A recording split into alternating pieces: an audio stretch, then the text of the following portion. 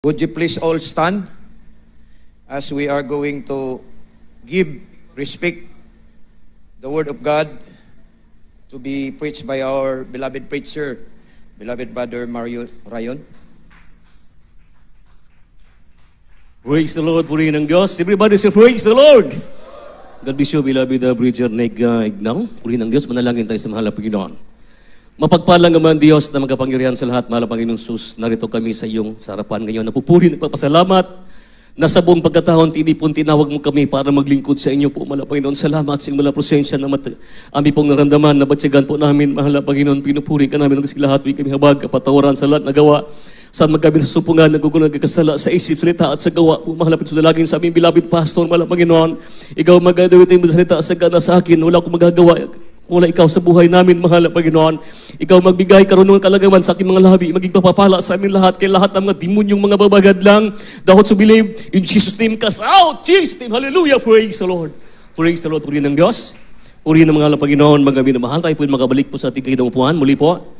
At ang pinakamatahas na pagpupuri, pagluwalhati, pagdakila, paabot po natin sa ating dakilang pinakamahal na Panginoon Kristo.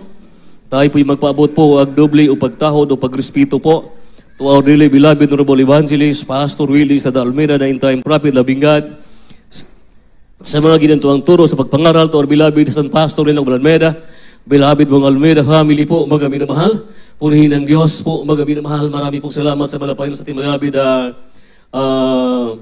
beloved mong Almeida family, sa lahat ating mga beloved preachers, beloved Sarukas, at mga beloved live webcast viewers po, sa lahat ating mga beloved brethren po, magabi na mahal, higit po sa lahat sa ating pinakamahal na Panginoon Kristo po, purihin ng Diyos po, magabi na mahal. Marami pong salamat sa mahal na Panginoon po, magabi na mahal, na sa oras na yun, magabi na mahal, ay tayo po'y araw ng pagsamba din sa mahal na Panginoon. Ito may araw ng linggo po, magabi na mahal, araw ng pagsamba, magabi na mahal, para magigipo tayong ay banal sa harapan sa mahal na Panginoon.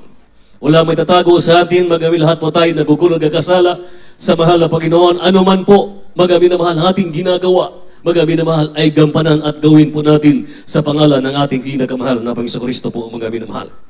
Hindi po tayo tatagal po, magabi na mahal, buksan natin, magabi na mahal ng talata dito sa may Hebro ay 4, magabi na mahal, sa may ay 4:12 hanggang 13 po, purihin ng Diyos, hallelujah.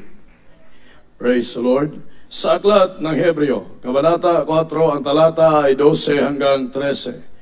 Sapagkat ang salita ng Diyos ay buhay, at mabisa, at matalas kaysa alinmang tabak na may 2 talim, at bumabaon hanggang sa paghiwalay ng kaluluwa at espiritu, ng mga kasukasuan at ng utak, at madaling kumilala ng mga pag-iisip at mga haka ng puso. 13. At walang anumang nilalang na hindi nahayag sa kanyang paningin.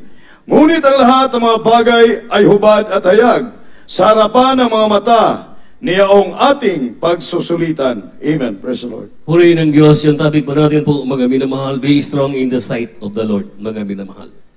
O maging matatag sa paningin ng Panginoon Diyos po, magabi na mahal. O maging matibay, magabi na mahal.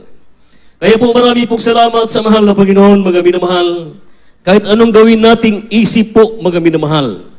Na lagi niyang sinasabi sa ating pinakamahal na Panginoon, be strong, magpakalakas, magabi na mahal. Dahil alam ng Diyos, magabi na mahal, ang tao, mahina, marupok. Alam ng Diyos, magabi na mahal, na ang tao nagkakasala, nagkukurang, magabi na mahal. Alam ng mahal na Panginoon, kung sino po tayo sa harapan sa ating pinakamahal na Panginoon. Sabi nga ng Biblia, sapagkat ang salita ng Diyos ay buhay at mabisa at matalas kaysa alinmang tabak, mga minamahal. Ang salita ng Diyos, mga nagbabago ng buhay ng tao, nagpapagaling ng karamdaman, nagtutuwid ng pagkukulang, pagkakasala, pagkamali, mga minamahal, pag ito'y tinanggap natin, mga minamahal. Kaya sabi ni Biblia, mga minamahal, na hanggang sa paghiwalay ng kaluluwa at ang espiritu ng mga kakasukasuhan at ng mga utak at madaling kumikilala ng mga pag-isip at mga haka ng puso po, mga minamahal. Saan ang gagaling ang pagkukulang pagkasala sa mahal na Panginoon, mga minamahal? Sa ating mga puso, sa ating mga isip, mga minamahal, sa ating mga paningin, mga minamahal. Pero mayroon tayong damdamin, mga kumikilala na alin yung tama, alin yung mali, mga minamahal. Yung alin ang sundin natin at hindi dapat nating sundin, mga minamahal. Palapakan po natin ang ating pinakamahal na Panginoon Kristo po, mga minamahal. Kaya ano sabi niyo sa 13, at walang anumang nilalang na hindi nahayag sa Kanya, mga minamahal. Walang mga nilalang sa mundong ito na hindi hayag at nakikita ng Diyos, mga minamahal. Sabi ng Biblia, nahayag sa Kanyang paningin, ngunit ang lahat ng mga bagay ay hubad at hayag sa harapan ng mata niya ang ating pagsusulitan, mga minamahal. Pagsusulitan, mga minamahal. Yun po, mga minamahal. Bakit sinabi ng Diyos palagi na tayo magpakalakas, mga minamahal? Dahil alam ng Diyos, mga minamahal, na hindi tayo perpektong tao, mga minamahal. Kaya nga tayo dumadalo, Merkules, Biyernes at Linggo. Kaya nga tayo nagpupuri sa mahal na Panginoon. Kaya nga tayo dumadalo sa gawain sa mahal na Panginoon, hindi lumiliban sa pagsamba sa mahal na Panginoon. Nariyan ang katapatan sa ating pagbibigay sa sobrang eksakto. Nariyan po ang ating po mga minamahal pagsusumakop. Nariyan sa ating pagsumikap, mga minamahal. Nariyan sa ating pagpapasakop sa kalooban sa mahal na pagsunod, sa kalooban sa mahal na Panginoon. Anuman ang ating kakulangan, mga minamahal, matatakpan sa pamamagitan ng ating pagsusumikap, mga minamahal. Lahat po tayo, mga minamahal, nakakomit o mga pagkukulang, pagkakasala sa mga Panginoon.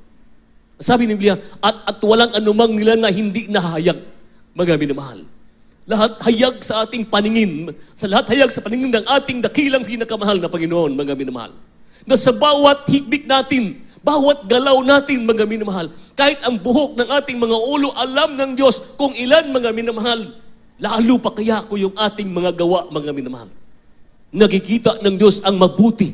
Nakikita ng Diyos ang mga gawang hindi maganda sa Kanyang paningin, mga minamahal. Kaya ang sabi, be strong, mga minamahal.